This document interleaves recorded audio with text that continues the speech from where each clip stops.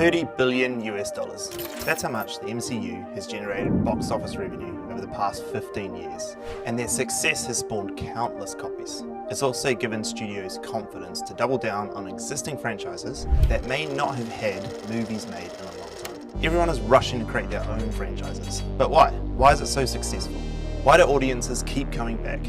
And how do we use the same concept for our own content here on TikTok and other social media platforms? It's important to remember that franchises aren't anything new. Since the beginning of storytelling, we have repeatedly returned to the same tales, from Greek mythology to the Bible to MCU. We build familiarity with the characters, and so when we hear a new story, we're able to quickly immerse ourselves into the story as we know all the lore about the characters and can enjoy the story we're in. On top of this, author Christopher Booker, in his book, 7 Basic Plots, made note that there are only 7 fundamentally different stories that we can tell.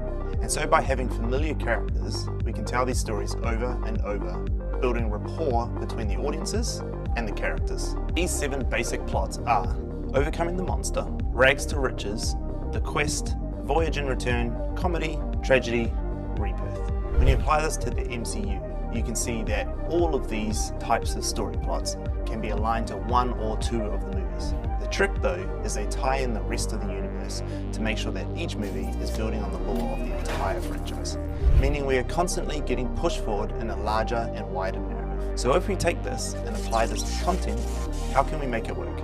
Well, you have already been seeing it happen for years. Take Mr. Beast at the moment. Over the last year or two, he has been focusing on 3 things over and above his main YouTube channels. The first is Feastables and Mr. Beast Burger, giving his audience a way of interacting with him in real life, adding to the lore of Mr. Beast by audiences being able to feel part of the community by purchasing chocolate and burgers. Secondly, he has been pouring huge amounts of resources into his short form video content, specifically TikTok, which adds another layer of content production and reasons to follow him. But lastly, and most importantly, he has been appearing on other people's content such as podcasts, and he has been collaborating with other creators both on their channels and his. But not just creators, mainstream celebrities like The Rock as well. And what this has done is expose him to more and more audiences that otherwise wouldn't know who he is. And it's this last approach that we can all do as content creators to grow our audiences, especially if you are a business trying to grow your following. As the attention seeker, we've been doing this since day one. When I first started putting out content on LinkedIn, I started by writing posts about the people I would meet that week. I'd tag them in it, and I'd write something that they taught me from when we met and the value that they gave me. This approach was firstly true and authentic, but it also gave the other person kudos and made them feel good about it, whilst also having the audience see it and start to follow me too. I then started asking people to be on their podcast, which for most of them, they said yes, as it's not easy finding guests for podcasts, and so again, I slowly siphoned audiences from them as well. Once we started looking at TikTok, I told Joni from day one that we were going to create our very own MCU, to which she almost cried, wondering what the fuck she had just got herself into. But we were smart about it. She already had 430,000 something followers, so we first leveraged her audience throughout TikTok, but then, as she started to make original Taz content, she built a new identity for herself, one different to her personal profile.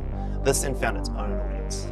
With her and I playing the boss versus employee card, we were able to build my following on TikTok as well, which I doubled down on through my own style of content, being vlogs, talking heads, podcast content, etc.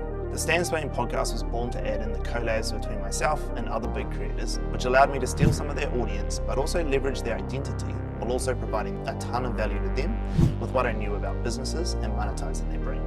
And over time, as we brought on clients, you could also start to see a style emerge that people could recognize as us, further deepening the connection and lore of the attention seeker universe. Our studio also became a character that was recognizable across so many different people's videos, including all of our staff, clients, and other creators who would film here. And lastly, the rest of our team. They have been growing their own brands further, building out our universe and influence.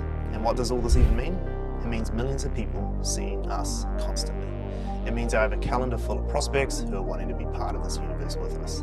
Our company has grown from 9 people at the start of this year to well over 20 by the time we head to New York in October. The more people see us, the more people ask to work with us. So if you're trying to grow your own audience, think about how you can build out your own universe.